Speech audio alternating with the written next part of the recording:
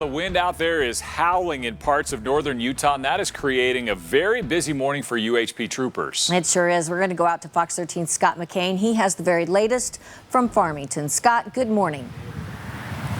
Yeah, good morning, guys. And while not as intense or damaging as that big event last fall, this today sort of the worst of both worlds. You had those strong gusts really starting last night, lasting all throughout the early morning hours and still picking up now at certain points. But then you had that combining with rain and snow to make for some treacherous conditions all over, in particular out on the roads for UHP troopers.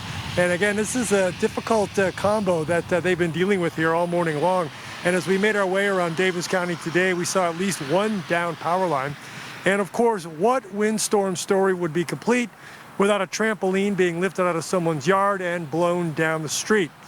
Meanwhile, out on the freeways, troopers definitely had their hands full, but not so much with weather-related accidents. There were a couple of big ones, including high-profile vehicles, but they're really in total only about 25.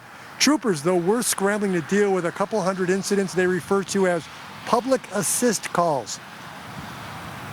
A lot of those bungee cords that are holding ladders that have been weathered throughout the winter are now, they get a little sun damaged and they come undone, and those ladders and things that are just hanging out in the back of pickup trucks that haven't been blown out up to this point, but when we see these 70-mile-an-hour wind gusts, they end up getting blown out on the freeway.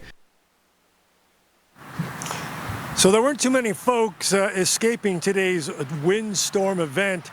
There were wind-related issues from Orem to Ogden and Lehigh to Logan. Mostly some downed trees in some of those locations, but again, nowhere near as widespread as last fall.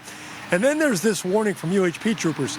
Well, with this continued gusts that are happening throughout the day, or at least for the next little while, combined with rain and snow, this is a situation where you could run into some very treacherous, basically windstorm conditions at the drop of a hat. So they're saying you got to be real careful throughout the rest of the day today at the very least, especially if you're in some of the bench areas or near the mouth of any of the canyons in northern Utah in particular. So they're urging everyone out there, 2 hands on the wheel, slow down, give yourself plenty of potential braking distance in case something does happen, someone slides out ahead of you or some big rig has an issue. So just be real careful out there. It has been one of those days. For now, we're live in Farmington. Scott McCain, Fox 13 News, Utah.